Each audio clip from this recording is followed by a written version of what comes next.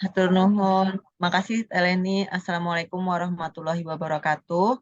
Waalaikumsalam warahmatullahi Waalaikumsalam. wabarakatuh. Semoga kedengeran ya suaranya dan senang banget sebenarnya dengar tadi perkenalan dari teman-teman ibu-ibu semua, mbak-mbak. Jadi rasanya kayak apa ya?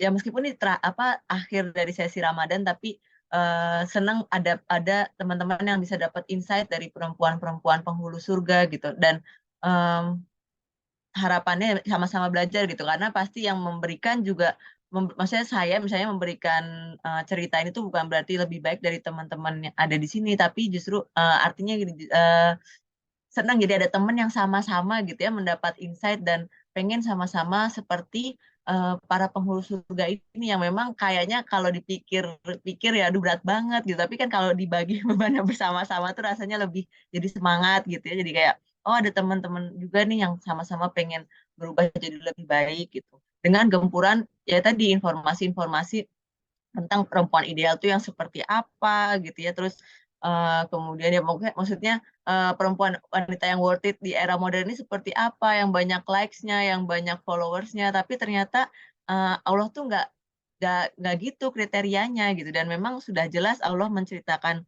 kriteria-kriteria perempuan penghulu surga itu di Quran dengan kisah-kisah hidupnya yang sayang sebenarnya kalau dilewatkan gitu karena itu banyak banget hikmahnya yang bisa kita petik pelajaran dan bisa jadi guidance buat kita saat menghadapi tantangan yang memang real ada di kondisi saat ini gitu.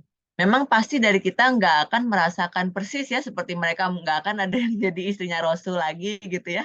Nggak ada yang akan melahirkan tanpa suami seperti Bunda Maryam gitu. Kemudian nggak ada yang jadi anaknya Nabi juga dan ya seperti sekarang Asia gitu ya mungkin ya insya Allah lah ya nggak jadi istri dari pemimpin dunia yang zolim gitu tapi harapannya kita bisa mengambil kisah hidup dari kisah mereka berempat.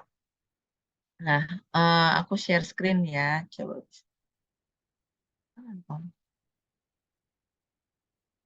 Oke kelihatan nggak ya?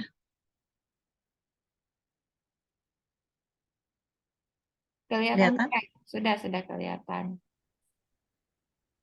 Nah, oke, Bismillahirrahmanirrahim. Robi sholli sodri wa yassir li amri wa hlul uqdatam min lisani yafqahu qawli. Insya Allah, hari ini saya akan sedikit menceritakan kisah tentang Asiyah bin Muzahim. Jadi, Asiyah bin Muzahim ini dikenal dengan julukan istri, bukan julukan, ini terkenal karena statusnya sebagai istri Fir'aun. Nah, menariknya kalau saya bandingkan dengan cerita di Bible ya, Exodus itu menyebutkan em, Asia atau kalau bahasa Ibraninya Bitniah itu adalah anak the daughter of Pharaoh atau anak dari Firaun gitu. Tapi kan kita konteksnya karena kita percaya pada Quran, makanya kita ya pakai versi yang Quran. Em, Walaupun sebenarnya secara garis besarnya sama sih intinya orang terdekat Firaun yang berani melawan kezaliman dari Firaun itu sendiri. Nah, Eh, nah, ini sebelumnya ada hadis dari Al-Bukhari dan Muslim. Abu Musa radhiyallahu anhu ia berkata Rasulullah SAW bersabda, banyak dari kaum laki-laki yang sempurna dan dari kaum perempuan tidak ada yang sempurna kecuali Asiyah istri Fir'aun, binti Imron. Dan sungguh keutamaan Asiyah atas kaum perempuan, sorry, ini Asia harusnya, atas kaum perempuan adalah sebagaimana keutamaan sarit atau roti yang direndam oleh kuah dan dicampur dengan potongan daging atau semua makanan. Jadi mungkin saritnya apa ya kayak kalau nggak ada itu nggak inilah nggak makan kayak nasi gitu mungkin. Eh, jadi paling utamanya gitu. Nah, itu mungkin gambaran betapa dimuliakannya kedudukan Asia gitu ya di antara para perempuan yang lain. Nah, ini pas saya sebenarnya juga nggak banyak mengenal Asia, tapi memang punya ketertarikan dengan kisah Nabi Musa gitu. Karena Nabi Musa itu adalah nama Nabi yang paling banyak disebut di Al-Quran. Yo, kalau ada yang mau menghitung, walaupun aku juga nggak pernah ngitung ini ya pasti. Bahkan lebih banyak daripada Nabi Muhammad. Em, dan kisah hidupnya tuh menurutku Nabi Musa itu apa ya, itu kayaknya film juga nggak akan deh ngalahin keseruan kisah Nabi Musa gitu ya dengan begitu banyaknya apa ya intrik dan mukjizat yang luar biasa dan memang yang dihadapinya itu nggak main-main lah sekelas Firaun gitu ya yang ibaratnya kezoliman itu bener-bener kayaknya tuh udah mentok paling atas buat dijadikan pelajaran gitu lah ya.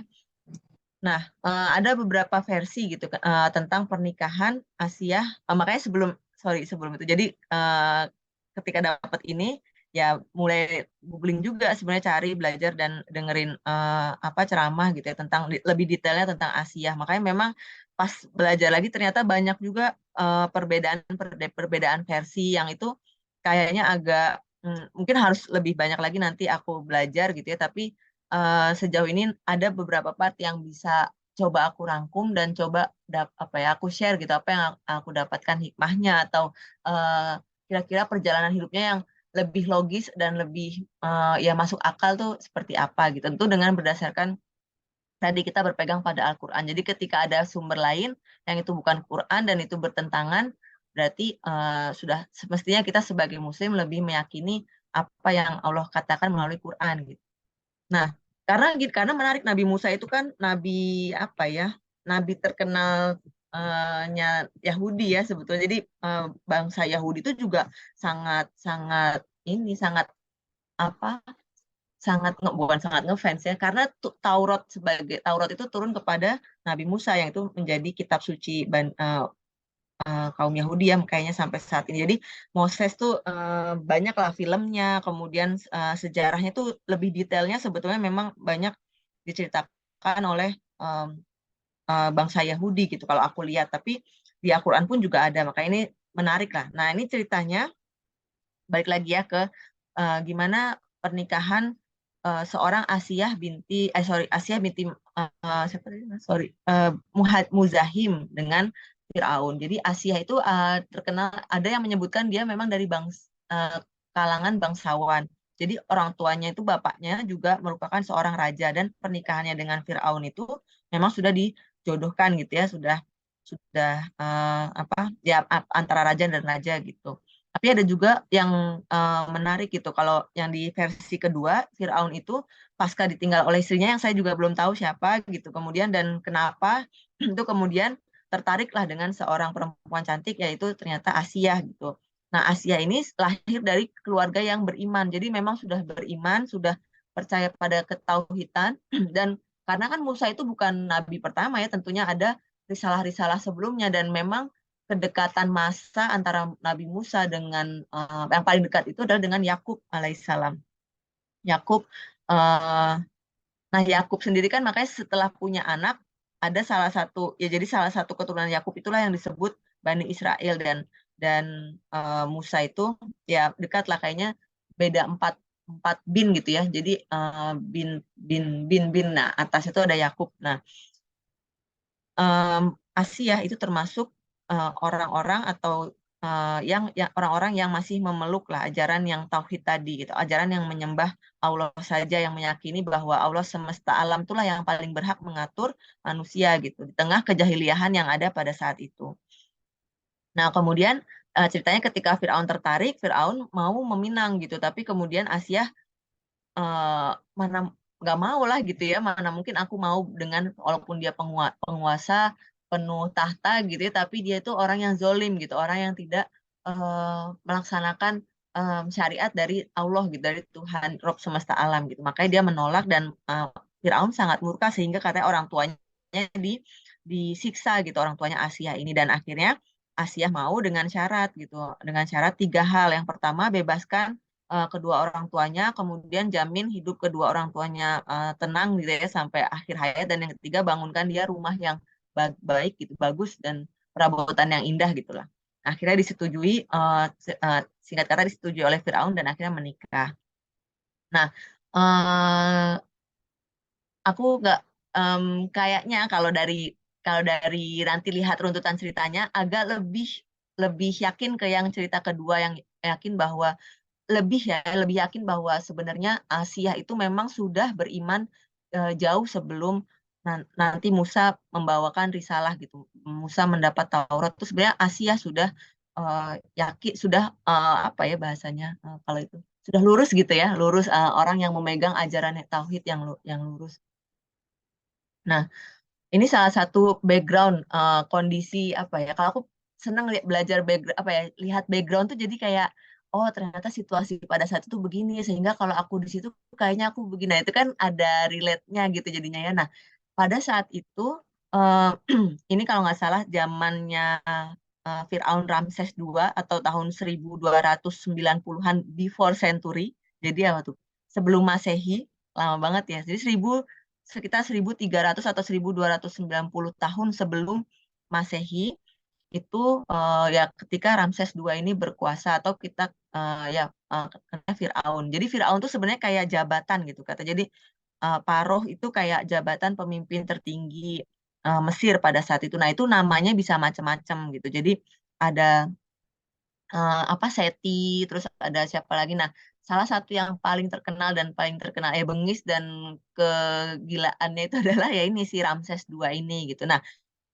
Asia itu adalah istri dari Ramses II ini. Jadi, si Ramses II ini atau ya Firaun ini bermimpi bahwa dia tuh mimpi bahwa nanti kelak ada seorang anak laki-laki dari kaum Bani Israel yang akan menghancurkan kekuasaannya. Makanya dia bikin program, yaitu membunuh setiap anak laki-laki, membunuh setiap anak laki-laki, setiap setahun. Jadi tahun ini dibunuh, tahun depan enggak, tahun ini dibunuh, tahun depan enggak gitu. Jadi itu salah satu programnya dan itu sadis banget. Jadi, ini ada ya bahkan maksudnya itu bener-bener ada dalam sejarah gitu. Jadi bukan karangan ya, karena ya ini ditemukan juga apa sih bahasanya, relief-reliefnya gitu ya, gambaran Firaun, membunuh anak laki-laki dan ada yang bilang juga tidak hanya dibunuh tapi ya dimutilasi, pokoknya kejam lah. Nah, dia juga mengklaim bahwa dia adalah pembuat aturan tertinggi, raja yang paling agung, tidak ada yang boleh lebih agung dari dia. Kalau ada yang membantah, langsung bunuh, pokoknya, benar-benar zalim. Dan dia juga melakukan perbudakan terhadap Bani Israel, misalnya contohnya dalam pembuatan infrastruktur-infrastruktur ya, yang mungkin memang megah gitu ya, sekarang kita masih bisa lihat, apa, makanya, hati-hati ya kalau yang, sombong terhadap infrastruktur negara. Hati-hati mendekati kesombongan Firaun nih. Jadi, itu pelajaran lah ya, pelajaran bahwa kemegahan itu justru, bisa jadi kehancuran gitu. Banyak sekali bangsa-bangsa yang megah secara infrastruktur, secara pembangunan, tapi tidak diridhoi Allah dan ya kehancuran gitu yang akan didapatkan. Nah ini, menarik gitu ya kalau aku ngelihat, contoh karakteristik kepemimpinan Firaun tuh jadi kayak, oh, jadi ada pelajaran bahwa kalaupun kita jadi pemimpin atau misalnya suami nanti ya punya amanah jadi apa-apa gitu ya, harapannya tidak ada sedikit pun kesombongan seperti kesombongan yang dimiliki Firaun gitu, yang merasa bahwa kepemimpinan itu, ya dia berarti yang berhak mengatur aturan dia, aturan aku gitu ya. Bukan bukan, seperti kepemimpinan yang seharusnya ada dalam Islam gitu. Jadi bagaimana, keinginan-keinginan Allah gitu diterapkan, dan kita ya dan kalau Islam kan gitu ya, jadi Rasulullah ketika memimpin bukan berarti, "Ini aturan gua kalau enggak," gitu ya, tapi kan, oh dia udah mendapat wahyu, Allah pengennya begini, jadi gimana kita supaya begini gitu kan. Jadi itu yang aku, pelajari dari, apa, kisah Fir'aunnya dulu gitu. Kemudian nah, pada masa kelahiran Nabi Musa itu, eee, masa bertepatan dengan, program yang pembunuhan anak-anak itu. Sehingga, ibunda Nabi Musa atau yang dikenal dengan Yukabat, meskipun banyak nama-nama lain selain Yukabat, tapi yang paling populer itu, Yukabat. Itu, mmm, apa ya, khawatir lah ya, cemas gitu, karena bener-bener kayak baru lahir lah, ketika itu. Jadi maksudnya ketika ya mungkin program itu program setahun gitu mungkin ya, jadi dalam mungkin Januari sampai Desember gitu ya, bunuhin anak terus gitu, tapi kurang ya, tahu, tapi cuma, memang waktu itu baru lahir banget lah kayaknya dan eee, ketika lahir dan ternyata anak laki-laki semakin besar kekhawatiran Yukabat ini gitu. Oh, sebagai info nih Yukabat ini juga masih keturunan Yakub, jadi ya tadi yang empat empat generasi, binnya itu ya, Yukabat binti siapa sampai ketemu ke Yakub gitu. Jadi memang dekat kayaknya silsilah keluarganya dengan Yakub dan Ibunda Yukabat ini juga, memang orang yang beriman gitu, beriman kepada ajaran tauhid. Dia punya anak sebelumnya namanya Maryam. Nah, ini menarik juga Maryam, nama suami Yukabat itu Imron. Jadi namanya Maryam ini juga Maryam binti Imron gitu, ada yang bilang gitu. Ada juga sih yang menyebut namanya Kulsum gitu, tapi yang paling populer nama anak perempuannya yang ini nih yang baju merah ini Maryam, kakaknya Nabi Musa. Nah, ya ketika dalam keadaan yang sangat ketakutan itu gitu ya, bayangin kita punya anak gitu ya, udah ada program pemerintah apa gitu ya, pasti kan cemas ya. Nah, kemudian Allah memberikan ilham, walaupun ada apa sebutan, ada yang bahas kata wahyu yang ada di Quran di surat Al-Qasas itu bukan maksudnya Yukabat ini nabi gitu ya yang mendapat wahyu, tapi ilham lah, kayak dapat ilham bahwa susui dia. Jadi ada di Al-Qur'annya surat Al-Qasas, kalau ibu-ibu mau baca juga boleh. Artinya, dan kami beri wahyu ilhamkan kepada ibu Musa, susuilah dia, dan apabila kamu khawatir terhadapnya, maka jatuhkanlah dia ke sungai Nil. Dan janganlah kamu khawatir dan jangan pula bersedih hati, karena sesungguhnya kami akan mengembalikannya kepadamu dan menjadikannya salah seorang dari para rasul. Nah, ini tuh juga sebelum masuk ke Asia, aku juga banyak belajar dari Ibunda Yukabat ini gitu. Bayangkan ya gimana, bayangin aja aku tuh kebayang kalau punya anak dipisahin kayak waktu dulu aja ya. Waktu dulu aku ke Taiwan, sedikit sharing pengalaman pribadi waktu ke Taiwan, itu kan akhirnya nggak bisa bawa keluarga dulu karena kena COVID, aturan COVID. Jadi yang bisa masuk Taiwan tuh cuma yang dapat nomor dari pemerintah gitu. Nah, aku bisa dapat karena student kan. Nah, sedangkan anak tuh nggak bisa dibawa gitu.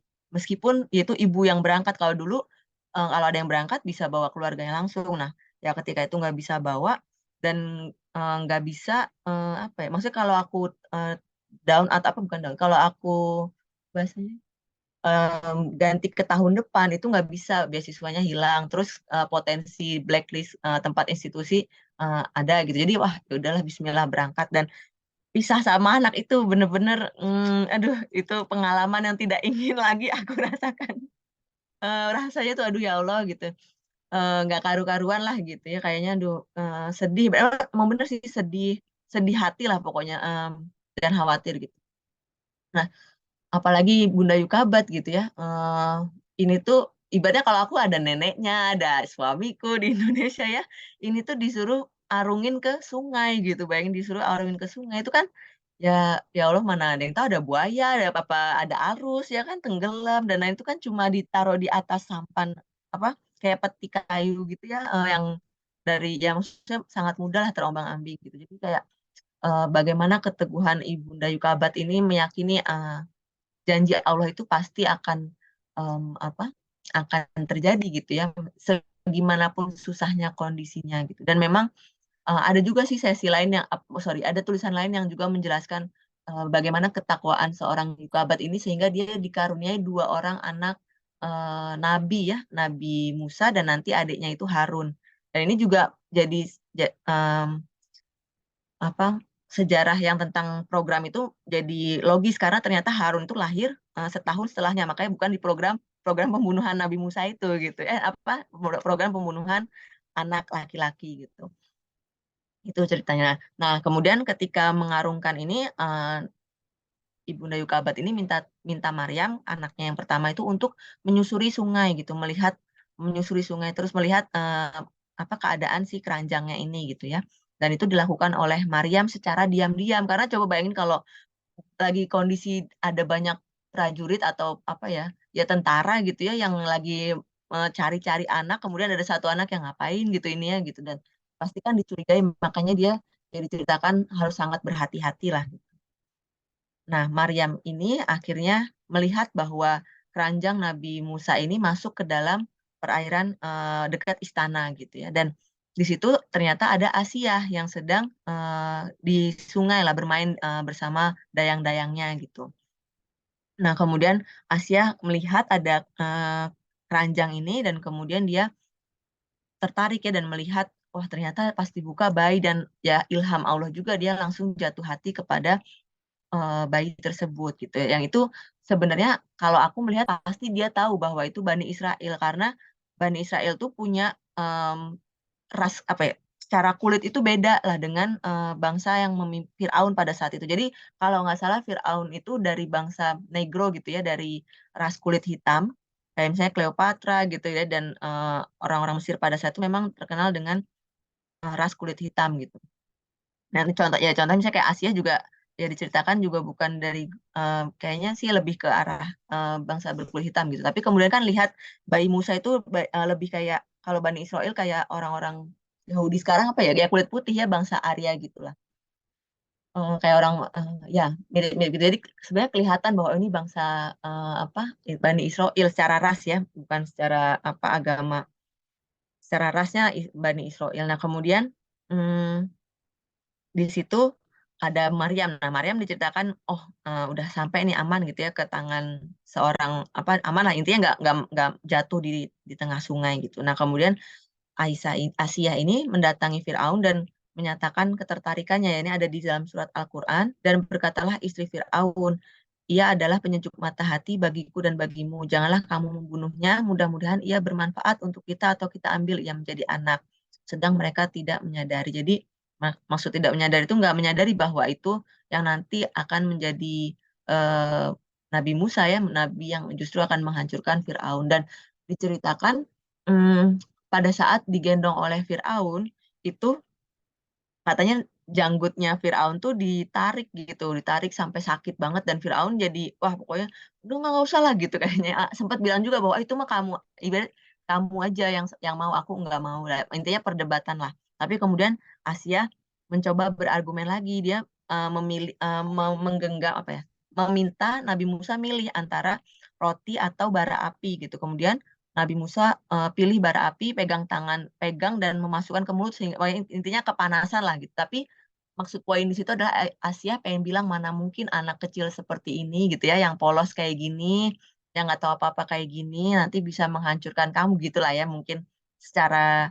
redaksinya gitu ya. Tapi nggak tertulis, cuma intinya Asia berhasil meyakinkan bahwa ayo kita asuh aja deh nih gitu anak ini. Dan memang Asia juga diceritakan tidak bisa memiliki anak gitu. Ini juga jadi sesuatu yang menarik gitu kalau buat aku. Jadi eh ternyata apa ya, kita sebagai perempuan gitu ya, mungkin banyak yang apa ya, apa ya ibaratnya. Kayaknya kalau belum punya anak itu belum belum jadi wanita sesungguhnya gitu ya. Kayaknya tuh tidak bernilai, tidak ada harganya misalnya gitu ya, atau ya apa ya, ujian lah, ujian yang sangat besar. Ya, betul memang ujian yang besar. Cuma menarik bahwa ternyata ada loh gitu ya penghulu surga, pemimpin perempuan-perempuan lain di surga yang nggak punya anak gitu. Justru dia bukan bukan seorang ibu dalam arti harfiah melahirkan ya, tapi bagaimana dia bisa tadi ketauhidannya lah yang itu jadi contoh gitu untuk kita perempuan-perempuan lain. Memang eh, eh, memang berat, mungkin apa berat bagi perempuan yang memang tidak bisa dikaruniai anak gitu. Tapi eh, catatan, maksudnya hikmah yang bisa aku ambil bahwa Allah itu nggak menilai kita dari kondisi kita sebetulnya, tapi dari gimana kita menjawab kondisi-kondisi yang Allah berikan kepada kita gitu. Jadi em, nah itu kemudian lanjut lagi ya. Jadi Asia kemudian akhirnya berhasil merawat membuat Firaun setuju untuk merawat anak Musa kecil gitu ya, Musa, bayi Musa. Nah, menariknya kan karena bukan lahir dari Asia, dia juga nggak bisa keluarin ASI, dan eh, Nabi Musa ini, Musa kecil ini nggak mau gitu ya disusuin oleh perempuan-perempuan yang lain, sehingga Maryam suatu hari datang dan bilang intinya, Hai Ratu gitu, mau tidak kutunjukkan seorang ibu yang mungkin bisa menyusui dia gitu. Kemudian eh oh ya boleh, coba dibawa gitu lah, intinya dibawa, dan disitulah bertemu lagi dengan Yukabat, ibu kandung Nabi Musa, dan Nabi Musa mau ya menyusui tentu ibu kandungnya ya, walaupun itu memang kayaknya apa ya, aduh perjalanannya bener-bener Allah desain banget gitu ya, dan ya janji Allah terhadap Yukabat tertunaikan bahwa dia akan bertemu lagi dengan putranya, bahkan dia merawat putranya juga gitu ya, karena kan akhirnya diangkat jadi ini ya, ibu susu, jadi Yukabat yang menyusui juga. Ya, maksudnya sering ke istana untuk menyusui setiap hari gitu lah ya. Nah, apa ya bahasanya di situ tuh? eh sorry, aku jadi agak blank. Nah, lanjut dulu deh ya. Nah, ini poin yang juga aku ingin sampaikan bahwa memang Allah itu adalah sebaik-baik perencana gitu. Kita mungkin punya banyak rencana, kita punya banyak impian gitu ya, yang kemudian ditabrakan dengan takdir Allah yang berkata lain gitu. Tapi mungkin kita mungkin kecewa ya, pada saat kecewa, sedih, atau apalagi ya takut. dan lain-lain, kayaknya kok kenapa ini harus terjadi padaku gitu ya. Tapi sebetulnya kalau kita yakin bahwa ini eh, takdir Allah gitu ya, dan pasti itu adalah sebaik-baiknya untuk kita gitu.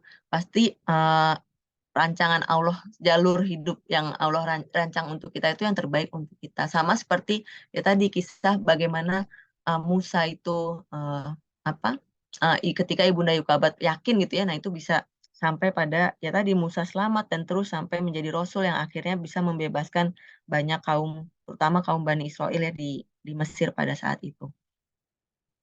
Nah, eh, singkatnya setelah ini sebenarnya nggak begitu banyak informasi yang setelah mendapatkan Nabi Musa, nggak banyak yang aku dapat tentang kisah Asia secara detail, tapi ada cerita yang memang Asia itu terus membimbing Nabi Musa dengan baik, memberikan kecintaan seperti layaknya ibunya sendiri. Tapi ada juga yang sempat aku dengar kajian gitu ya, bahwa eh, karena Asia ini memang juga orang beriman, dia yang sebenarnya juga menanamkan, mengajarkan bagaimana keimanan itu terhadap Nabi Musa sendiri. Jadi karena kan ya Musa itu di istana yang pasti istana yang penuh kemusyrikan, penuh ke kafiran, kesyirikan gitu. Makanya dia dapat info dari mana lagi gitu ya, ibaratnya selain dari orang-orang terdekatnya ya seperti eh, Nabi, seperti Asia ini gitu.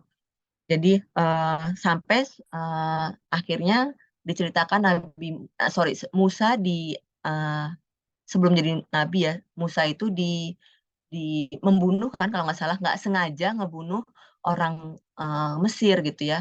Nah itu akhirnya Musa jadi buronan gitu, jadi buronannya pemerintahan Firaun gitu. Dia kabur. Nah pada saat itu juga kenapa dia kabur tuh juga Musa juga bertanya-tanya. Padahal kan dia ibaratnya anak raja ya. Terus kenapa dia kabur? Intinya dia waktu itu sangat sangat takut dan sangat ingin melarikan diri lah gitu. Kemudian dia melarikan diri. Nah itu juga jadi apa? Membuat Musa ini akhirnya bertemu em, dengan nabi siapa aku lupa jadinya. Intinya dia bertemu dengan nabi lain, nanti coba aku agak lupa ketemu siapa, takut salah, tapi disitulah dia juga mendapatkan em, apa mendapatkan bimbingan kenabian sampai akhirnya betul jadi nabi ya, yang bertemu dengan Allah di bukit Sur itu, dapat 10 10 10 commandment ya, 10 commandment kalau di apa bangsa Yahudi, 10 perintah gitu, 10 syariat yang turun kepada Nabi Musa, yaitu Taurat gitulah. Nah itu kemudian Nabi Musa kembali menemui Firaun dan meyakinkan bahwa dia adalah eh, utusan Allah gitu. Ya, tentu Firaun, wah ini nih hari yang dijanjikan tiba gitu mungkin ya, dan eh, sangat marah gitu ya. Intinya berupaya gimana pun mencegah tersebarnya ajaran Nabi Musa. Seperti contohnya membunuh siapapun yang ketahuan mengikuti ajaran Nabi Musa. Nah, banyak diceritakan, maksudnya ada beberapa yang menceritakan Asia ini baru beriman ketika Musa kembali ini. Tapi kalau kalau aku meyakinnya bahwa memang sejak dari awal Asia itu sudah beriman gitu kepada ketauhidan. Tapi setelah Musa datang dan beriman dan menjadi Rasul, nah itu keimanan lebih kepada apa ya? Keimanan sebagai Musa, terhadap Musa sebagai Rasul gitu. Nah, kalau aku lebih meyakinnya gitu. Mungkin mirip dengan Khadijah yang sebenarnya dari awal dia juga udah lurus ya, udah mulai mencari siapa itu Allah, dan ya makanya disebut atau hiroh atau perempuan yang suci. Jadi nggak ikut terlibat kejahiliahan lah gitu. Tapi baru dapat gerengnya itu pas ketika bertemu Muhammad, ketika Muhammad diangkat sebagai Rasul gitu. Nah ini sama lah seperti ketika Asia bertemu dengan Musa yang telah diangkat menjadi rasul, maka langsung beriman kepada Musa gitu. Nah, eh, ini ada satu kisah yang juga eh, tercatat gitu ya dalam hadis, banyak hadis. Ini kisah tentang Masitah, kalau ibu ada yang pernah dengar nih. Masitah itu tukang sisir anak perempuannya Firaun. Jadi kebayang ya, kaya, maksudnya kayanya dan berkuasa gimana, anaknya aja, anak perempuannya di tukang sisirnya sendiri. Jadi Masyitah ini ya dia yang mengurus anak-anak perempuan Firaun gitu ya, dan ketika Masyitah ada kejadian ketika Masyitah ini menyisir rambut anak perempuan Firaun, tanpa sengaja ia menjatuhkan sisir, kemudian dia beristighfar, ya Robi gitu. Kemudian eh, anaknya Firaun ini dia bilang, Abi gitu, dia nanya, maksud kamu ayah aku gitu, yang kamu sebut gitu, ya Rob gitu kan. Karena kan ya Rob itu punya arti apa ya? eh, yang maha mengatur lah gitu ya, yang paling mengatur, yang aturannya paling ditaati gitu. Nah, kemudian kata si Masita ini bukan gitu. Yang aku sebut ya Rob itu adalah Tuhanku dan Tuhanmu juga, Tuhan semesta alam. Kemudian anak itu kan mungkin bingung ya gitu, karena yang dia yakini adalah ya bapaknya gitu, yang punya aturan paling tinggi gitu. Tapi kok ini ada info ada lagi nih yang punya lebih tinggi gitu ya. Makanya dia menceritakan itu ke ayahnya gitu. Dan ayah gitu, Abi gitu, tahu nggak ada loh gitu ternyata gitu ya Rob lain selain engkau gitu. Wah marah kan? Siapa yang bilang gitu ya? Oh ini Mas Sita. Kemudian wah tanpa babi ibu, padahal Mas Sita itu mendedikasikan hidupnya dan semua suaminya itu juga pekerja di Peles itu di istana itu dan pekerja setia lah gitu ya, tanpa ada ini langsung apa disiapkan hukumannya gitu. Hukumannya adalah di digoreng ya, dimasak di depan eh, orang umum ya, di depan masyarakat luas gitu. Jadi disiapkan panci yang sangat besar, panci raksasa yang diisi dengan minyak, kemudian dididihkan minyaknya itu. Kemudian dikumpulkan anaknya. Jadi ada riwayat yang menceritakan suaminya juga dicemplungkan situ, tapi ada yang meriwayatkan suaminya juga udah ketahuan sebelumnya. Jadi ada yang menceritakan suaminya itu ketahuan karena dia menolak rencana Firaun untuk membunuh siapapun yang ketahuan setuju dengan apa ini Musa gitu. Nah, mungkin ya dalam tataran negara apa ya, mungkin kayak penasihat atau apa ya, menteri atau apa, atau intinya dia nggak setuju lah si suaminya itu bahwa jangan gitulah, mungkin harusnya ada ini dulu pengadilannya atau apa gitu ya. Ya langsung katanya langsung dieksekusi juga, langsung diikat di pohon kurma dan dipanah gitu. Dan ketika si Masita ini lihat, yang pertama dia ceritanya kepada Asia, kemudian Asia bilang sabar gitu. Intinya apa saling menguatkan dalam ketersembunyian. Jadi mereka udah beriman tapi sembunyi-sembunyi lah sifatnya gitu, yang aku pahami gitu. Jadi ada yang menceritakan begitu, tapi ada juga yang bilang suaminya juga ikut dibakar, direbus, apa ya, digoreng lah ya kalau pakai minyak gitu. Nah, ini menarik. Jadi cerita Mas Sita ini em, dikumpulkan anak-anaknya, kemudian dicemplungin satu-satu. Setiap anaknya satu dicemplungin, ditanya, kamu masih mau bilang ada rob yang lebih tinggi dari aku gitu ya? Iya gitu ya, masih bilang iya gitu. Aduh, kayaknya itu ya Allah, bayangkan tidak gimana coba ya kalau kita yang nggak kebayang gitu. Gimana kekuatan tauhid seorang ibu yang lihat anaknya disiksa bisa tegar gitu ya seperti itu gitu. Nah, itu kayaknya hal-hal yang kayak gitu itu yang penting gitu, dan saya bisa nggak ya kita memupuk itu gitu, meskipun mungkin keekstriman itu tuh nggak kita hadapi, tapi mungkin yang relate dengan itu ada gitu ya, ya mungkin kita nanti lihat anak kita susah karena menerapkan syariat, anak kita ya sekedar misalnya dibully apa ya, kita bisa nggak ya gitu ya sikoh gitu, istiqomah di jalan Allah gitu, itu kan PR gitu ya, atau mungkin kita ya udahlah nak nggak apa-apa nggak usah gitu-gitu amat, atau ya udah atau apalah gitu ya misalnya, itu mungkin ya udah turunan berapa level dari kematian kan sebetulnya. Tapi ini hmm, ya maksudnya dalam rangka supaya nggak langsung berat gitu ya, kita contohnya yang ini dulu. Tapi harapannya kita bisa punya ketauhidan yang levelnya seperti itu gitu, yang ketika anak itu ya bukan milik kita, tapi anak itu milik Allah, dan kita itu bukan mengasuh anak hanya sekedar di dunia, tapi sebetulnya harapannya kan nanti bertemu lagi di akhirat, sehingga harus klop gitu, harus nyambung dengan apa keinginan Allah terhadap anak-anak kita gitu. Tentu kan ketauhidan, keimanan kepada Allah gitu. Nah, ini diceritakan banyak ya oleh kisah-kisah sebelumnya juga, dari mulai Khadijah, Fatimah, Maryam gitu. Dan ini ya ada cerita Asia, Yukabat, dan Masita ini. Nah, sampai di anak terakhir itu anak yang masih menyusu, jadi masih dalam gendongannya itu, setan mulai membisikkan gitu, apa kamu tuh tega gitu ya, apa kamu tuh ibu macam apa sih gitu ya, yang ibaratnya rela lihat anaknya kayak gini gitu. Terus ya dia mulai gentar gitu.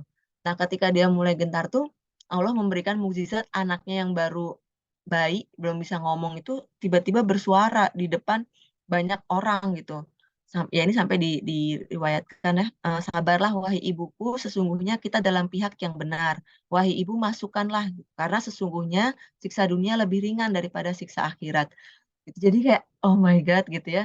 Em, Ketika Firaun menyuruh orang-orang berkumpul itu supaya melihat bagaimana orang tuh supaya takut gitu ya, supaya takut dan tidak mau gitu. Tapi justru itu senjata makan tuan gitu, karena dengan bicaranya ini justru itu melihatkan kekuasaan Allah yang luar biasa gitu, dan orang jadi semakin wah, ini jangan-jangan emang yang benar ini gitu kan. Jadi malah banyak yang akhirnya membelot lah atau nggak percaya lagi sama Firaun gitu. Jadi ya akhirnya intinya syahid lah ya mereka semua. Dan menariknya kisah patriotik ini tuh terus hidup sampai ketika Rasulullah itu kan berarti lahir tahun berapa?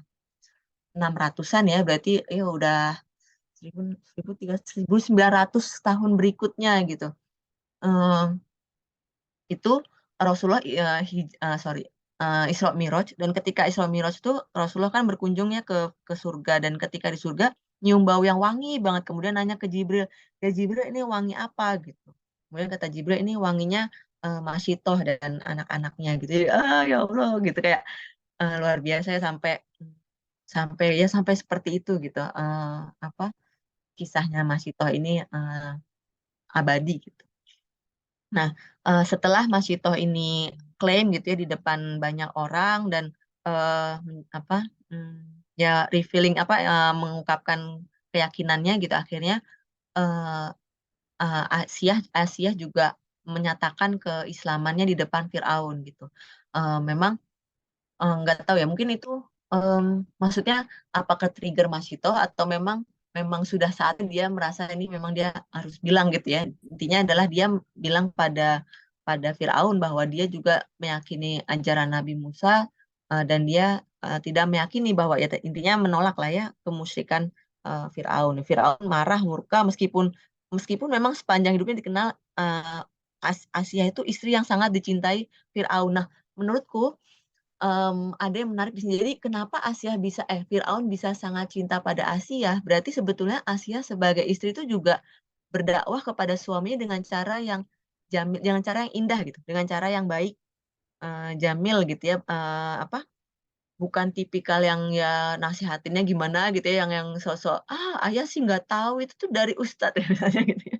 Mungkin ya, ada aku dapatkan tuh gitu. Jadi gimana dakwah seorang ibu atau istri yang mungkin suaminya belum tahu, atau mungkin suaminya masih malas-malasan belajar Islam tuh, bukan dengan cara menggurui atau apa, tapi ya tadi gimana bisa justru jadi istri yang paling dicintai lah, sampai dia lama-lama ikut gitu ya atau tertarik. Tapi memang dasarnya Firaun mungkin ya, memang sampai segimanapun juga ya dia udah emang keserakahan dan kesombongannya itu udah out of the world lah ya gitu. Jadi eh, tidak terketuk gitu dengan sikap-sikap baik Asia gitu. Memang Asia dikenal memang apa humble gitu ya, diceritakan dekat dengan rakyat, atau pokoknya ibu negara yang ini banget lah, kayak teladan gitu. Jadi nah, ya sampai akhirnya Asia bilang seperti itu, dan Firaun tuh ya dengan berat hati gitu ya, sampai detik terakhir, kamu mau mencabut nggak gitu kata-kata kamu itu, enggak gitu. Ya akhirnya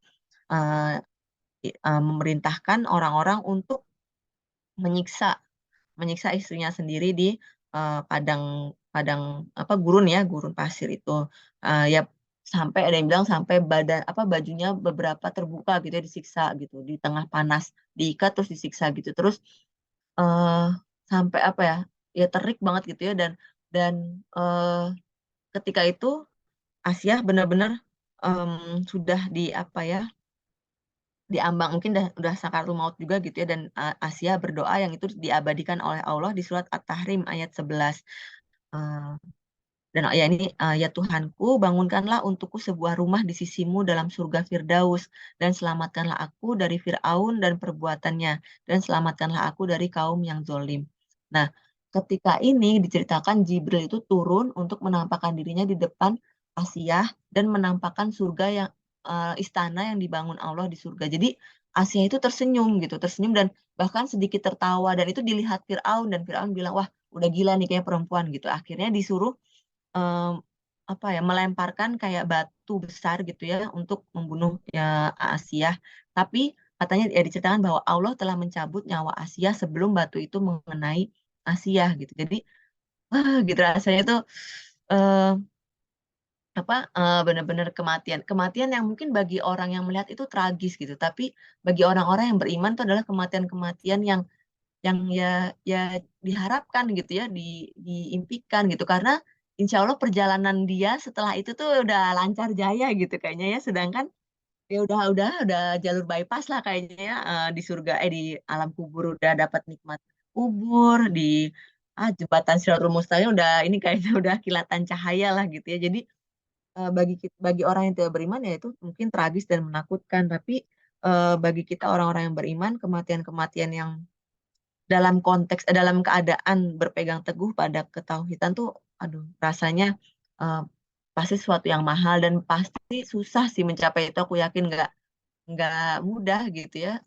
Karena kalau mudah ya ya tentu apa kalau mudah bahasanya, kalau mudah dapatnya kipas angin bukan surga gitu kecandaannya itu.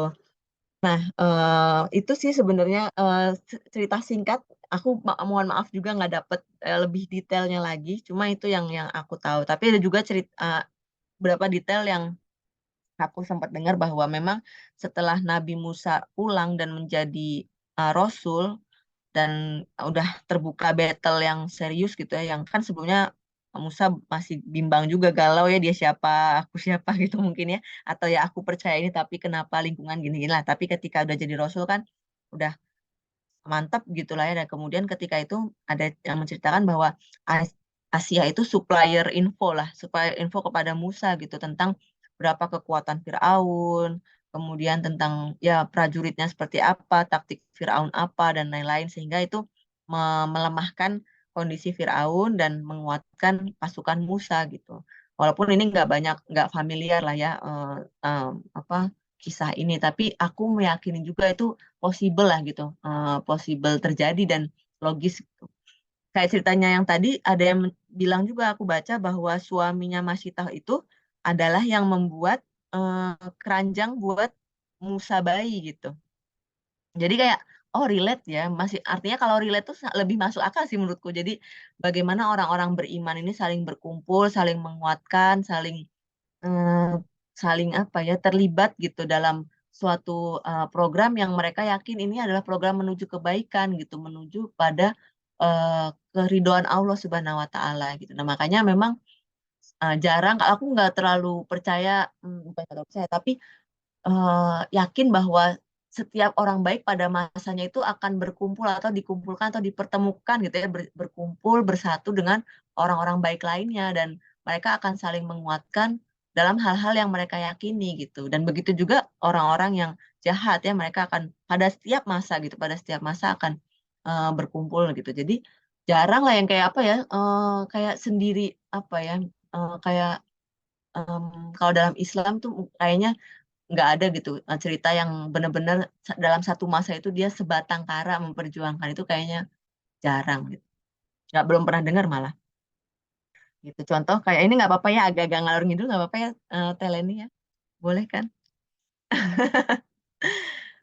Kayak misalnya Ashabul Kahfi itu juga kan cerita tujuh pemuda yang em, apa, tujuh pemuda yang lari dari kejaran raja yang jahat juga kan. Nah sebetulnya kan tujuh pemuda ini tuh em, ada pada masa Nabi Isa gitu ya. Ada pada masa Nabi Isa ketika Nabi Isa mau disalib. Nah ini tujuh pemuda ini yang melarikan diri lah.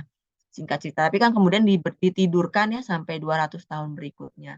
Dan ketika 200 tahun itu ya tujuh orang inilah yang memegang risalah yang benar gitu. Makanya mungkin pada masa itu wah, udah kejahilan, udah dari 200 tahun berikutnya kan mungkin udah penurunan degradasi apa risalah itu udah sedemikian rusaknya, tapi selalu Allah kirimkan lagi tujuh orang yang kemudian nanti bangun lagi sampai akhirnya masuk ke masa kenabian Rasulullah. Jadi nyambung gitu, semuanya nyambung risalah ini gitu. Nah, aku juga yakin ini sampai kepada kita, Islam bisa sampai kepada Indonesia, kepada kita itu bukan sesuatu yang tiba-tiba gitu ya. Jadi ada sejarah panjang yang menarik sebenarnya kalau dikulik terus tuh menarik dan sangat banyak hikmahnya dan ibaratnya apa ya? Ada quotes bagus gitu. Jadi kita ini seperti makmum masbuk gitu ya. Kita tuh udah punya contoh lah di depan jamaah tuh gimana sih gitu ya geraknya tuh gimana. Nah, dengan sejarah itulah kita bisa belajar gitu. Harusnya gimana dalam menyikapi sesuatu gitu. Contoh ya apa dalam konteks ini kita belajar gimana para perempuan surga ini menyikapi sesuatu, gimana ibu-ibu yang melahirkan generasi unggul ini menyikapi sesuatu takdir Allah gitu kan sebenarnya ada gitu ya ini tapi memang setan itu lagi-lagi sangat lihai dan sangat pintar gitu ya dengan era-era sekarang gitu kita mudah cemas, mudah khawatir. Aduh, aku kalau ngebayangin dulu kecemasan tuh kayak apa sekedar GTM, anak GTM gitu ya, anak speech delay gitu ya.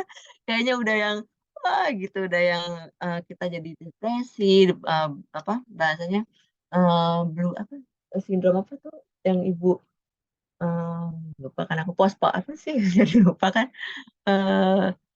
ya intinya sangat mudah disedihkan oleh hal-hal yang sepele sebetulnya sepele itu dalam arti bukan aku mengecilkan tapi ketika dibandingkan dengan sejarah ketika dibandingkan dengan kisah yang lain ya, kisah-kisah yang Allah ceritakan kepada kita supaya kita belajar kan sebenarnya nggak ada secuilnya gitulah. Nah, itu yang sebenarnya kalau buat aku sejarah itu jadi menguatkan gitu. Meskipun ya pasti jalannya ya berat juga sih emang gitu ya. Tapi ya tadi dengan belajar sejarah kita tahu gimana ya kita harus bersikap meskipun mungkin tidak sesempurna mungkin ada part-part yang kita kayak kayaknya nggak langsung yang legowo gimana gitu ya langsung yang oh I'm happy mengarungkan anakku gitu ya aku tenang gitu kan nggak gitu juga sebetulnya ya ibunda ibunda Yukabat atau Asia sendiri yang memelihara seorang anak yang kelak akan menghancurkan suaminya dan bahkan status dia kan dia sebagai ini ya mengancam nyawanya juga pas tapi dia begitu yakin gitu lah ya begitu istiqomah di jalan kebenaran itu jadi semoga kisah-kisah ibu-ibu ibunda-ibunda perempuan-perempuan penghulu surga ini bisa em, bisa menjadi pelajaran buat kita semua dalam menghadapi tantangan-tantangan yang tentu berbeda tapi esensinya sama sih menurutku bentuknya beda tapi poinnya sama gitu. Ketika kita punya kecintaan lain, ketika kita punya ketakutan lain, kekhawatiran lain selain Allah gitu. Itu pasti sih kita diuji dengan itu dan gimana kita menyikapi dan memilih jalan yang mana itu yang nanti akan membedakan eh, kita dan membedakan jalan hidup kita sampai nanti gitu ya, sampai yang jalan panjang setelah kematian gitu. Begitu kurang lebihnya ya mohon maaf tidak terlalu banyak jadi ini ya kekuatan iman jadi akan melahirkan optimisme yang membuat kita akan terus berjuang gitu di tengah gempuran-gempuran kejahiliahan gitu saat ini dan banyaknya informasi yang ya membuat kita mungkin bingung ya ini benar salah tapi kalau kita punya iman kita yakin pada Quran hadis dan pada ya tentu yang bersumber dari Allah. Nah, itu kita akan melahirkan optimisme optimisme yang akan membuat kita sanggup gitu ya untuk berjuang, untuk sacrifice, untuk berkorban gitu ya. Mungkin em, kita cerita mereview dari cerita sebelumnya ketika Khadijah berkorban hartanya, fisiknya gitu ya. Kemudian ketika Fatimah juga begitu berkorban fisiknya lelah dan lain-lain dan ketika ya Maryam juga ya berkorban perasaan lah ya misalnya betapa harus dia kuat dituduh sebagai pezinah di saat dia orang paling suci coba bayangin ya nggak pernah tersentuh tapi dituduhnya langsung pezinah itu kan bener-bener wah baper banget lah itu pasti kalau kita kan aduh dasar kamu mertua mantu pemalas misalnya gitu ya dan emang mungkin malas gitu ya mungkin kita emang punya sifat malas berapa persen tapi nggak segitunya amat misalnya tapi kalau Mariam itu kan benar-benar suci ya nggak pernah tersentuh laki-laki tapi dituduhnya langsung pezina gitu nggak ada yang penggoda dulu apa gitu ya langsung udah pezina nah itu kan ujian yang luar biasa besar nah eh, dengan keimanan tuh kita punya semangat maulah berkorban mau sacrifice berkorban untuk memperjuangkan ya keyakinan kita tadi gitu dengan apa yang kita miliki. Dan memang ada yang aku ingat sih Allah itu akan menguji kita dengan sesuatu yang paling kita sayangi gitu. Jadi memang siap-siap juga sih ya sebagai ibu nih kalau apa yang paling disayang, misalnya anaknya, suaminya, rumahnya yang indah, eh, apa mobilnya yang adem gitu ya atau apalah ya. Eh, kita ya insya Allah ya insya Allah mungkin akan diuji dengan hal-hal itu nanti. Semoga bisa kisah-kisah para perempuan ini bisa menguatkan kita ketika kita harus memilih gitu ya, harus memilih sesuatu yang kita tahu yang ini salah dan yang ini benar, kita semoga dikuatkan untuk terus memilih jalan yang benar gitu, jalan yang diridhoi Allah ketimbang jalan yang ya tidak diridhoi yang atau lebih dekat dengan kebatilan atau kemudorotan gitu. Gitu kurang lebihnya mohon maaf. Kalau ada salah datangnya dari saya pribadi, kebenaran datang dari Allah. Billahi taufiq wal hidayah. Wassalamualaikum warahmatullahi wabarakatuh. Nah, mungkin habis ini kita bisa diskusi atau kalau ibu-ibu ada pertanyaan atau sharing juga silahkan. Atau ada info lain terkait Asia yang aku belum tahu, silahkan kembalikan ke Telen. Terima kasih, Teh Lina. Masya Allah, luar biasa. Kita dibawa ke ini ya, ke seribuan tahun sebelum Masehi. Hmm, Luar biasa. berarti berapa? 3.000 tahun ya, 3.300 sekitar sekarang 2.000 ya, sekitar 3.300 tahun yang lalu Musa itu. Iya kan, luar biasa. Silakan ibu-ibu kalau ada insight atau pertanyaan atau mungkin berbagi ini ya, cerita tentang Bunda Asiah dipersilahkan. Kalau aku sih sebenarnya lebih ke ini teh, aku nggak bisa membayangkan gimana seorang ini lebih ke relasi dia ya dengan suami dia.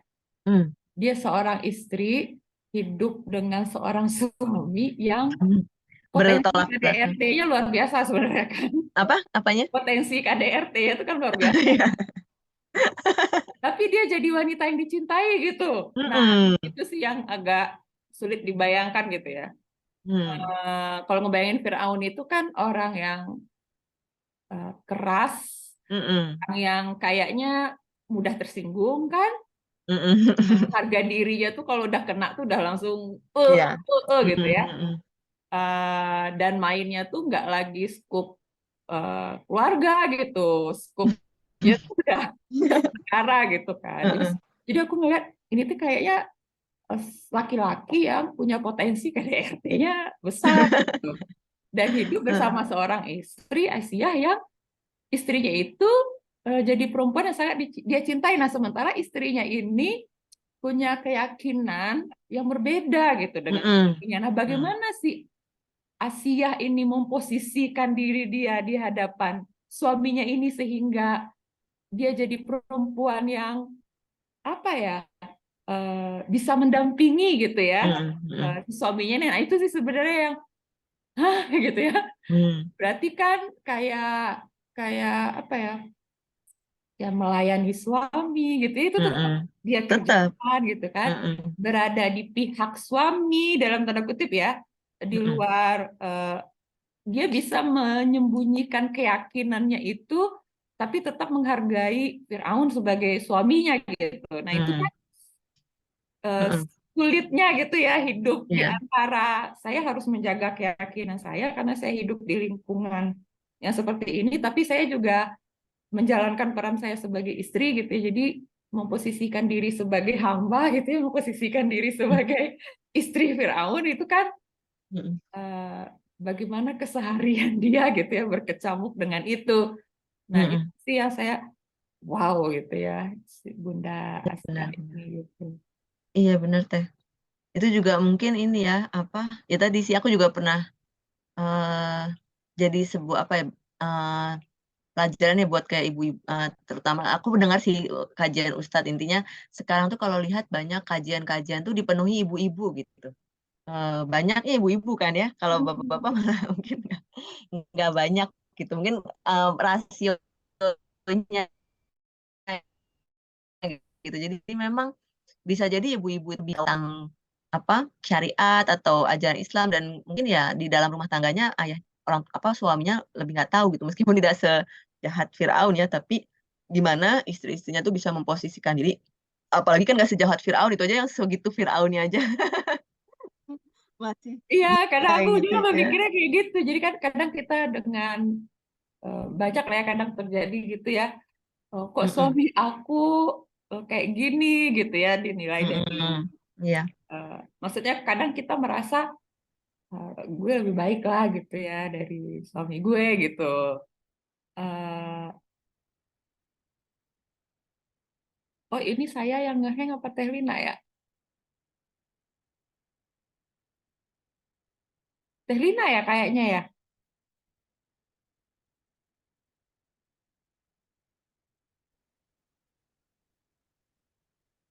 Halo, Ya halo sorry Teh. tadi sempat putus. Oh iya Teh Lina berarti bukan aku ya. Iya kadang kita tuh kayak apa ya memposisikan diri kadang ya di hadapan suami itu kadang nyalahin gitu kan, bahkan langsung misalnya ke suami gitu. Bapak tuh harusnya gini gini gini gitu kan. Mm. Eh, ya tadilah mungkin ya cara ya itu tadi saya sih kelihatannya Asia itu memposisikan diri dia di hadapan suami dia gitu ya. Hmm. Eh, Iya dan yang sebenarnya itu susah. ancaman besar kan, bahkan dia meninggalnya tuh sampai kayak gitu gitu, gituin sama Hmm. suaminya sendiri gitu kan. Tapi Hmm. dia bisa memposisikan dirinya itu. Hmm. Dan Ya mungkin kalau itu juga kayak eh, gimana kita bisa tetap punya ketauhidan yang besar atau ya punya apa keyakinan besar pada Allah ketika lingkungan kita tuh semua nggak gitu ya. Nah itu kan yang berat juga ujiannya di situ gitu. Mm-mm. Betul-betul. Ya dia tahu betul ya kayaknya ya posisi dia di situ. Ya kalau sama Allah tidak ditakdirkan dia menjadi istri Firaun, mungkin Musa beda lagi jalan hidupnya. Iya benar. Jadi Musa dia lagi jalan hidupnya. posisi dia krusial juga gitu ya menjadi istri Firaun saat itu gitu. Mm-mm. Karena tadi Tugasnya. Rina gitu kan banyak hal yang dia bantu kan, sumber Mm-mm. informasi apa segala macam ya buat menguatkan posisi Musa saat itu Iya, gitu. Jadi dalam dakwah Musa Asia itu strategis gitu posisinya. Sementara di iya posisi justru. strategis ini tuh dia gitu gitu kan di antara dua inilah Ya mempertahankan. justru kayak kunci gitu nggak sih Teh? Ya kan karena Asia, Musa bisa masuk ke jantung istana Iya. bener-bener setiap hari berhadapan dengan Firaun, bener-bener ya tahu detail-detailnya lah tentang Firaun. Kalau nggak gitu kayaknya nggak ada deh yang bisa tapi kebayang ya aku nggak tahu sih bukan nggak tahu tapi kebayang segimana ngerinya Firaun itu bahkan Musa yang ibaratnya anaknya aja memang takut banget gitu. Bahkan ketika dia jadi Rasul, udah jadi Rasul loh ya, udah jadi Rasul tuh udah sampai bahkan bertemu Allah karena diceritain ketemu Allah walaupun Musa itu pingsan katanya karena saking besarnya ya kekuatannya itu kan pingsan tapi intinya sampai udah diangkat jadi Rasul pun eh, Musa itu takut dan bilang pada Allah untuk ditemani gitu. Jadi dia minta Harun adiknya itu nemenin dia untuk menghadap ke Firaun gitu karena ya pertama dia punya masalah bicaranya nggak lancar dan ya tadi berarti kan ngeri banget ya. Kan? Lalu dia punya Iya deh. istri kayak Asia gitu dan Asia Iya. bisa menjaga keimanannya bahkan bisa menjadi timnya Musa gitu ya. Nah, Mm-mm. apa yang dia lakukan gitu ya sehari-harinya? Ya gitu kan dia harus melayani Iya. Firaun tapi tetap harus punya misi gitu kan. Ya kayak gitu Mm-mm. sih. Jadi maksudnya aduh beda. Jadi setiap perempuan penghulu surga ini berbeda ujiannya, berbeda tantangannya gitu ya, tapi kayak ngasih clue lah ke kita gitu ya bahwa ya jadi perempuan tuh nggak bergantung ke siapapun kecuali hanya kepada Allah saja Betul. ya gitu. Iya benar. Kan tidak ke suami sendiri gitu. Mm-mm. Tuh. Iya Kadang betul. kadang kan eh, gimana mau bisa sholat suami saya aja nggak sholat kan kadang suka ada kayak gitu ya. Jadi menggantungkan ibadah, menggantungkan keimanan gitu kepada suami karena kan dia imam gitu kan. Karena kan suka ada statement-statement itu ya Teh ya. Mm-mm. Dia kan imam, harusnya dia lebih rajin dong sholatnya, harusnya dia lebih rajin dong ngajinya gitu. Kan aku perlu dibimbing, kan gitu ya. Kadang sebagai perempuan, aku kan perlu dibimbing gitu. Tapi tidak Iya. berlaku ya untuk Asia gitu. Iya. Masya Allah. Ibu-ibu bangga silahkan. Ada apa? Boleh di kolom komen juga, silahkan. Ada insight apa? Boleh di-share. Ada pertanyaan apa? Mangga, silahkan. eh Alhamdulillah mengurangi kegelisahan jiwa kejombloan. Takut Takut ketemu ketemu. kalau Gimana mau Zul? Coba Zul. Tolong diperjelas. Mengurangi kegelisahan jiwa kejombloan, takut ketemu jodoh yang fail tuh gimana coba Zul? Ya teh kan di usia-usia gini tuh masih takut gitu teh kadang-kadang. Gimana ya nanti dapat jodohnya, feel nggak ya?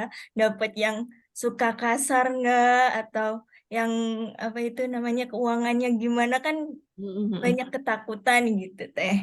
Tapi pas Mm. melihat cerita, dengar ceritanya eh Khadijah gitu yang independent woman yang wanita karir gitu ya teh ketemu sama Nabi Muhammad yang perfect laki-laki perfect tapi itu diuji gitu punya kaum terus sampai harta-hartanya itu habis hingga akhir hayatnya itu kan oh ternyata beliau juga diuji gitu Mbak walaupun beliau tuh punya kekayaan banyak gitu kan teh kalau zaman sekarang tuh udah mungkin minta cerai lah jadi independent woman aja daripada pusing mikirin ini apa Eh, sih rakyat-rakyat apa kaum yang bikin dia pusing atau hartanya kehilangan tapi beliau itu bisa percaya yakin gitu sama suaminya gitu yang dibawa sama suaminya itu benar gitu terus melihat juga yang anaknya Nabi Muhammad Fatimah tuh padahal kan bapak ibunya itu kan kaya raya ya teh mm-mm. tapi Tapi hidup hidupnya susah. hidupnya itu sama Ali yang serba kekurangan miskin gitu tapi dia itu bisa membawa diri gitu untuk menerima segala hal terus juga ikut membantu gitu kerjanya Mm. Nabi Muhammad tuh wah hebat sekali gitu kan kok bisa bisa bisa menerima Ali gitu yang apa ya yang kalau zaman sekarang itu ih kenapa sih bapak mau nikahin aku sama dia padahal kan bapak punya kedudukan gitu kan tapi Terus? bisa gitu ya terus kalau kalau yang ini eh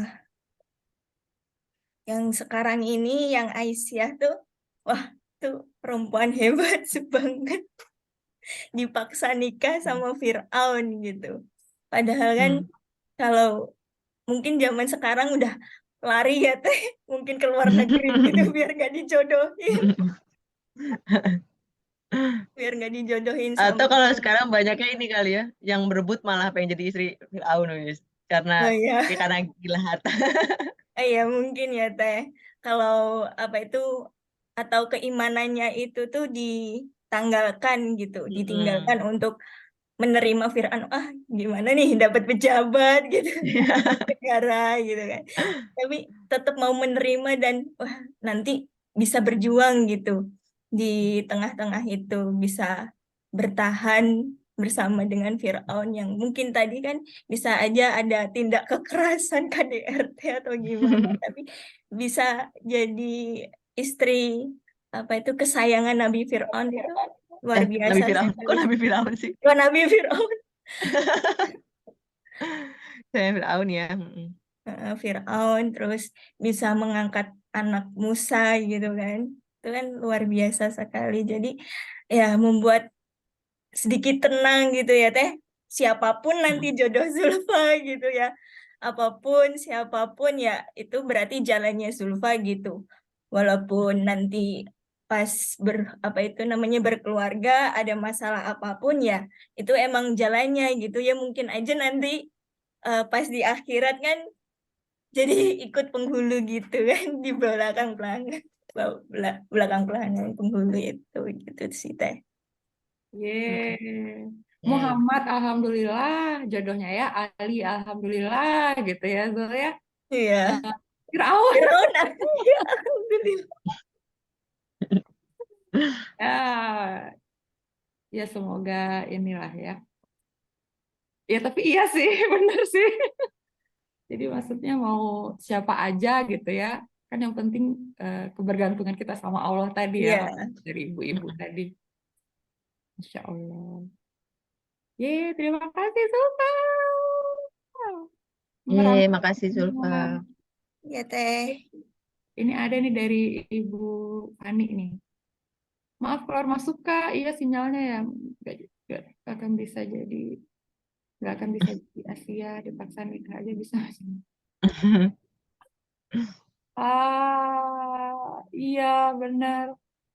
Iya benar. Nah ini menarik juga nih Tehlin. Menarik tuh kan sekarang tuh lagi ini ya rame rame apa tuh toxic ya, toxic relationship ya. Maksud aku tuh, tapi entahlah ya gimana ya. Fir'aun kurang toxic apa coba ya buat Aisyah gitu ya. Maksud aku tuh suka berpikiran kayak gitu. Jadi ya jauh aja gapnya sih perempuan ini gitu ya. Ibu ini jauh aja sih gapnya dari perempuan-perempuan lain karena kita kan kayak nggak siap gitu ya menghadapi laki-laki yang ngomong kasar gitu kan. Atau dia ya tadilah zolim gitu kan. Kita tuh kayak ikut ikut arusnya gitu, kayak ke bawah gitu, kayak ya itulah tadi baper gitu ya. Tapi kok di Bunda Asia ini sampai dia berhasil menjadi ikut menjadikan Musa gitu kayaknya ya sebagai nabi itu kan berarti eh, dia tahu mau apa gitu kan teh. Jadi dia punya arus dia sendiri, Firaun punya arus dia sendiri gitu. Terus dia tahu mau apa dan dia nggak hanya sekedar bertahan sih, dia juga mampu berjuang gitu di tengah kondisi toksik itu. Nah, itu apa ya? Nah, itu sih sebenarnya karena ini bisa pelajaran berharga juga sih sebenarnya buat kita perempuan-perempuan yang eh, menghadapi laki-laki yang kayak tadi gitu, punya potensi menyakiti gitu kan. Kayak Firaun, Firaun aja ketika tahu istrinya kayak gitu langsung ngebunuhnya, caranya aja kayak gitu kan berarti punya potensi besar sebenarnya kan menyakiti istrinya gitu. Tapi dalam sekian waktu itu Aisyah bisa memposisikan diri dia dan dia menjadi wanita yang disayangi sembari dia bisa mensukseskan program dia dengan Musa gitu kan. Hebat gitu ya. Nah, tapi ini aku agak ini juga sih, agak tricky juga. Artinya bukan berarti jadi apa ya? Jadi say yes to KDRT juga sih ya Iya, sebenarnya. betul betul betul betul betul. Bukan ke situ juga arahnya gitu, tapi lebih ke hmm, apa ya? Aku takut salah ngomong. Jadi Asia itu ketika dia diperintahkan, ketika dia menjadi istrinya Firaun tuh dia punya visi misi gitu. Jadi memang eh, ya tadi benar sih dia punya visi apa kayak kata teknik punya arus sendiri dia punya apa dia jelas gitu apa yang diperjuangkan gitu. Dia memang mau memperjuangkan Islam, bukan Islam, ya Islam tapi ketika itu dalam konteks ajaran tauhid ya lewat istana gitu ya, lewat dia gitu ya. Mungkin makanya dia bisa apa? Bisa ke dayang-dayangnya, bisa ke ya orang-orang sekitar istana itu gitu. Nah, itu yang mungkin aku sih menganggapnya itu yang membuat dia bertahan dengan kepedihan dengan menjadi istri Firaun atau keterpaksaan melayani seseorang yang kita nggak suka banget pakai benci memang gitu lah ya. Tapi dan kalau menurutku memang ini tuh sebuah apa ya sebuah rencana yang memang Allah eh, em, turunkan gitu. Dan itu menurutku bukan kayak dia berjalan sendiri gitu. Asia tuh bukan dia berjalan sendiri tapi ada yang ya dia punya punya apa ya mungkin bahasanya kalau sekarang jamaah gitu ya atau apa yang itu tuh membuat dia bertahan di situ gitu. Artinya gini kalau misalnya dalam konteks kehidupan saat ini gitu dan ada misalnya ibu yang punya kasus KDRT suami bukan berarti misalnya saklek jadi oh seperti Asia terus kemudian jadi bertahan dan misalnya dipukulin sampai mengancam nyawa gitu tapi em, artinya apa bisa jadi case itu penyelesaiannya akan berbeda dengan bagaimana Asia menyelesaikan menjawab tantangan rumah tangganya gitu ya nggak sih Teh? Kayak bisa jadi kalau kan apa kalau dalam konteks kekinian misalnya dapat suami yang keras gitu wataknya. Ya tadi misalnya kalau dengan istri yang bersikap lemah lembut terus selama tahunan gitu ya, mungkin suami jadi lunak berubah sedikit tapi kita sebagai istrinya dengan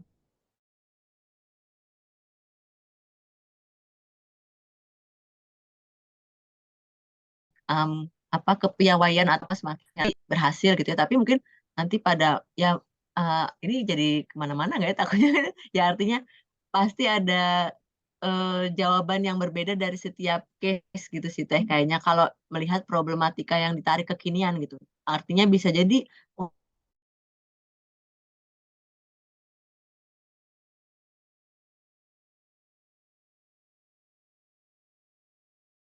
untuk kasus ini yang terbaik, untuk kasus ini yang paling baik lingkungan yang kalau kita di situ misalnya sama suami itu dan membuat kita semakin luntur keimanan dan ketauhidan kita kepada Allah ya berarti menurutku yang terbaik tinggalin gitu. Kayak banyak contoh ya contoh di Taiwan ini tuh banyak ibu-ibu yang nikah sama orang lokal Taiwan tapi setelah menikah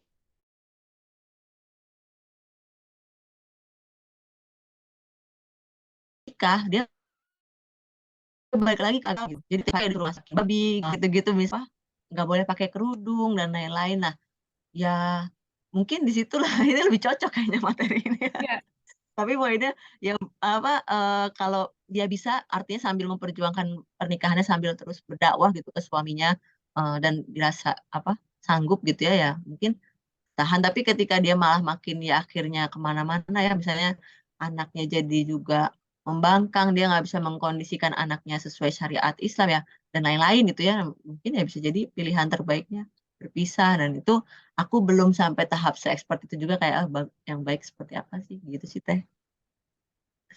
Simply say. ya Teh, dari cerita Teh Rina tadi jadi kebayang sih, eh, memang sehebat itu sih Bunda Asia itu. Agak gimana ya, jauh sih ya bener. Nggak kebayang sih kalau aku di posisi itu juga pasti aku nggak kuat juga ke bawah-bawah juga gitu ya. Dan mungkin lebih memilih untuk aduh udah nggak bisa nih aku bertahan gitu ya mungkin ya. Sementara berarti kan keyakinan Bunda Asia itu ini banget ya, kuat banget ya. Harusnya kenceng banget berarti gitu. Ini bagus juga nih Iya. dari teh dari Bu Fani.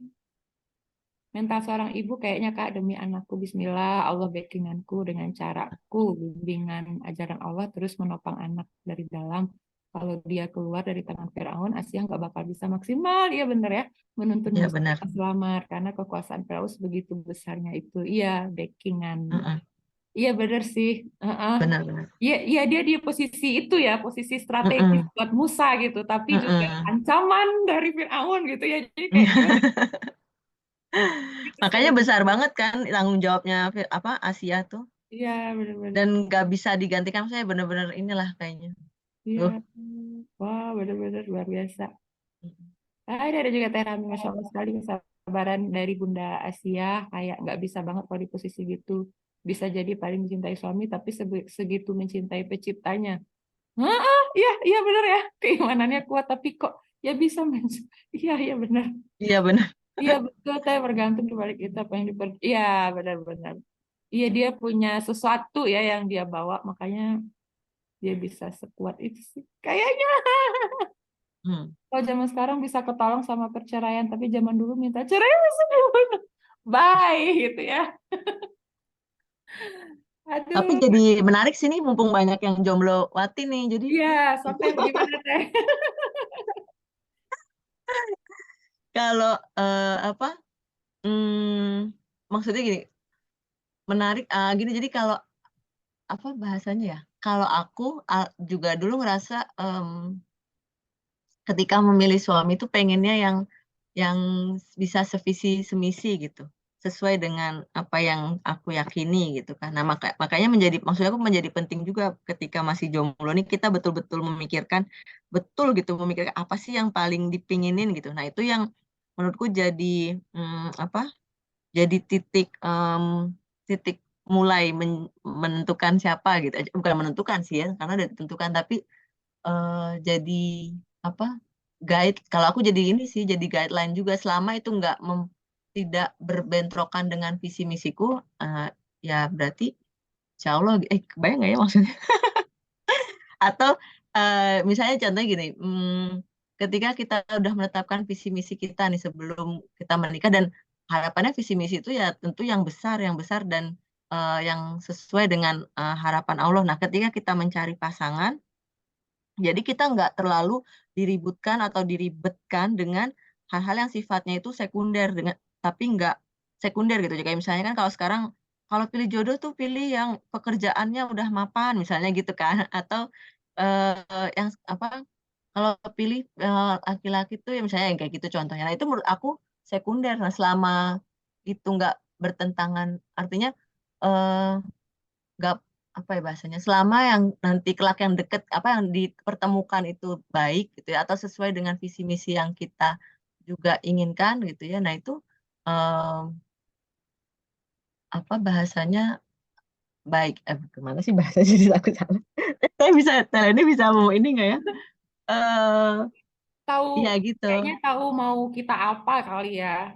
Mm-mm. Kayak kalau Bunda Aisyah ini kan dia tahu mau dia apa gitu ya, clear gitu, jelas Mm-mm. gitu. Nah, kayaknya itu akan membawa kita ke pasangan kita sih kayaknya ya, bahwa Mm-mm. kita akan condong gitu ya ke Mm-mm. laki-laki yang juga seperti yang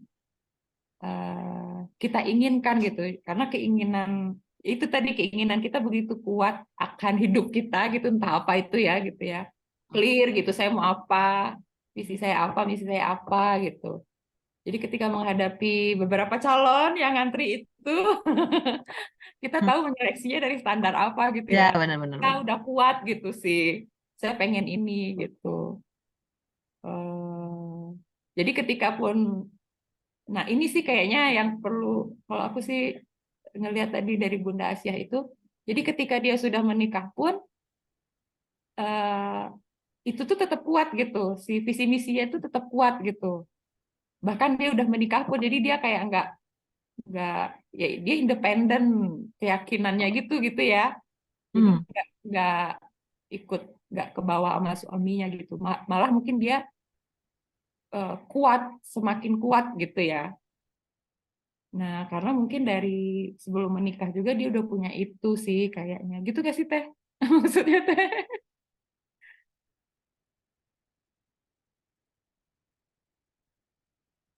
Teh Lina Ya ini lagi. Oh, mute. aku mute sorry iya teh benar-benar maksudnya gitu.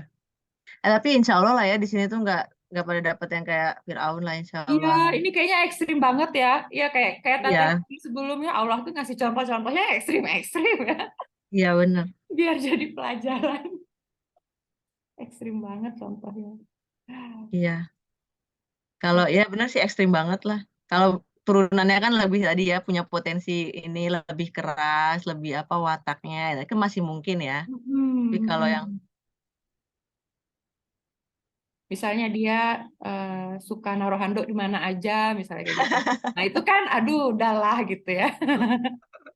Aduh, kebiasaannya itu gitu ya, baju kotor di mana-mana. Aduh, hah, gitu ya, lepaskan gitu.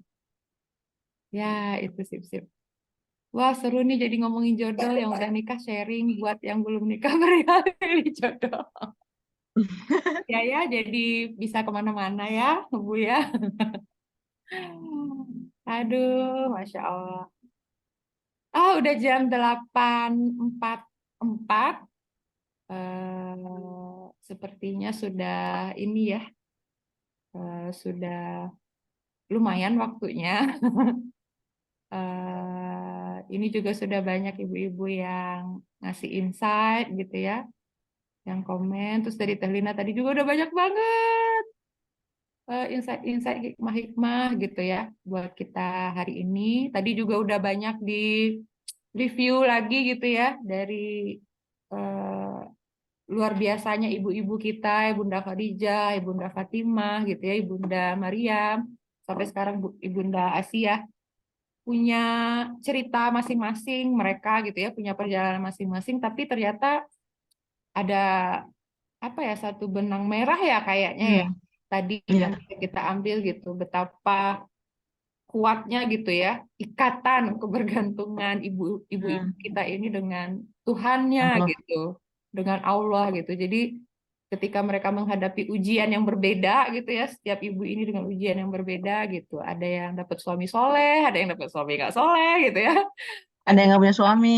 ada yang nggak punya suami gitu ya, ada yang ujiannya di hartanya ya, mengorbankan harta, ada yang ujiannya di tuduhan fitnah gitu ya, ada yang ujiannya di apa eh ya ini suaminya gitu kan. Jadi berbeda-beda tapi ternyata ada satu benang merahnya juga gitu. Nah, mudah-mudahan kita bisa ambil itu gitu ya.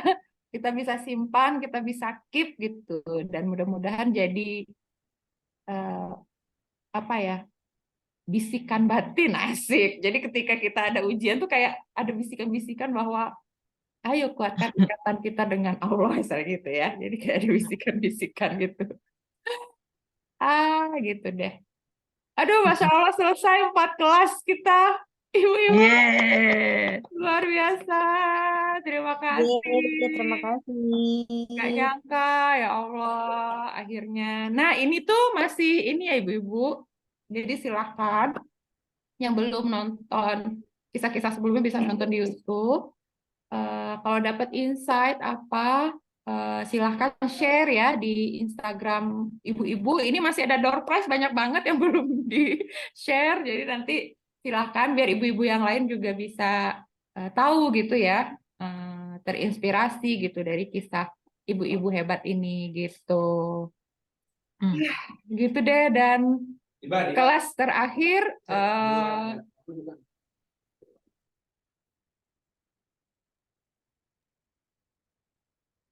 ada intermezzo. Nah, ini kelas terakhir kita berarti sudah mendekati di ujung Ramadan juga. Jadi Yeay. antara lega dan gimana gitu ya. Nah, mudah-mudahan kita bisa memaksimalkan ibadah kita di penghujung Ramadan ini, sisa beberapa hari lagi gitu ya. Dan oh, ini ada beberapa, aku bacain dulu ya sebelum ditutup Ibu, Ya, dari Mbak Anis nih. Masya Allah, kisah-kisah sungguh membuka pikiran saya teh, makna-makna kehidupan. Semoga bisa diimplementasikan. Nah, ini yang paling penting sih ya, yang baik-baiknya. Terima kasih paparannya. Semoga ada the next event. Amin. Doakan amin. Ibu-Ibu. Ayo Teh, Doakan, ada request doakan. apa nih? Ada request apa Iya, next request eventnya? apa? Silahkan nanti ya. Nggak usah sungkan DM-DM Bumin ya. Oh, Mm-mm. request apa silahkan. Oh ya, buat ibu maupun yang belum jadi ibu ya, calon ibu. Calon ibu. Yang sudah berkeluarga, yang sedang menjemput jodoh, apapun ujian yang ada, tetap Allah penguatnya. Amin. Sip. Terima kasih ibu-ibu semua. Terima kasih atas kehadirannya, atas insight-insightnya. Mudah-mudahan kita akan bertemu lagi di kelas kelas berikutnya ya. Mudah-mudahan didoakan gitu ya. Sehat-sehat selalu. Mohon maaf lahir dan batin.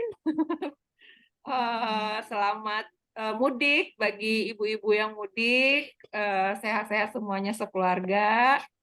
Hati-hati di perjalanan gitu ya. Mohon maaf dari kami, teman tubuh ibu, kalau selama kelas ini ada yang salah gitu ya, ada yang kurang pas mungkin gitu ya. Mohon maaf. Ini udah kayak mau lebaran aja kita ya, maaf lahir batin semuanya. Iya, soalnya kayaknya nggak akan ketemu lagi ya, kecuali di Instagram nanti kita komen-komenan atau Mm-mm. cerita-cerita ya. Atau di grup, insya Allah. Hmm. Oke, Teh Lina makasih juga Sama-sama Teh. hari ini. Terima Ya, mohon Hanya maaf Allah lahir yang batin bisa semua. membalasnya, Teteh. Amin, amin, amin. Ya, mohon maaf lahir batin semuanya ya, terapi. Oke, Ibu-Ibu sebelum tutup, foto dulu ya kayaknya ya. Foto, iya benar. Ayo, Takut lupa. Foto dulu benar. yang bisa on Eh, cam. yang bisa on cam dulu deh ibu-ibu ya. Terakhir nih sebelum kita tutup. Yang bisa on cam silahkan on cam. Ada Akila. Asik yang mau mudik. Sudah? Ada lagi kah yang bisa on cam? Bentar teh, pakai Oke, kerudung dulu. oke, ditunggu. Kapan lagi kita foto bareng coba? Banis, oke, yeay. Siapa lagi? Ayo yang on cam. Ayo dikasih waktu buat ngaca. Pakai lipstick dulu mungkin walaupun belum mandi. Boleh? Yeay. Tadi yang minta tunggu siapa? Oh, Bu Anis ya. Siap. Akhirnya. Udah ini. Pak eh, Anies. Mbak-mbak jomblo kita nggak on cam ini. Udah ada Mbak Anies nih yang jomblo, Oh iya, lupa siapa lagi. Perwakilan saja. mewakili. Oke, sudah ada yang mewakili. Perwakilan Jolita jomblo lillahi ta'ala. Yuk. Oke. Oke, sip. Aku hitung ya, Zul. Oke, siap-siap Ibu. Dengan gaya terbaiknya walaupun belum mandi ya. 1, 2, 3. Oke, sekali lagi. Sekali lagi ya. Ganti gaya. 1, 2, 3.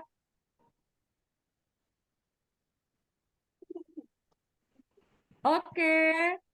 Udah, Zul? Udah ya? Sip, terima kasih Ibu-Ibu. Terima kasih semuanya. Terima kasih Teh Leni. Terima kasih Teh Ya, Lina. sama-sama kita tutup ya pertemuan kita hari ini dan keseluruhan kelas kita di Ramadan ini dengan hamdalah, alhamdulillahirobbilalamin. Doa akhir majelis, subhanakallahumma Subhanakallahumma wa bihamdika asyhadu an la ilaha illa anta astaghfiruka wa astaghfiruka wa atubu atubu ilaik. ilaik. Assalamualaikum warahmatullahi wabarakatuh. Waalaikumsalam Waalaikumsalam Terima kasih warahmatullahi wabarakatuh. Kak. Ya, selamat mudik bagi yang mudik. Selamat itikaf yang mau itikaf.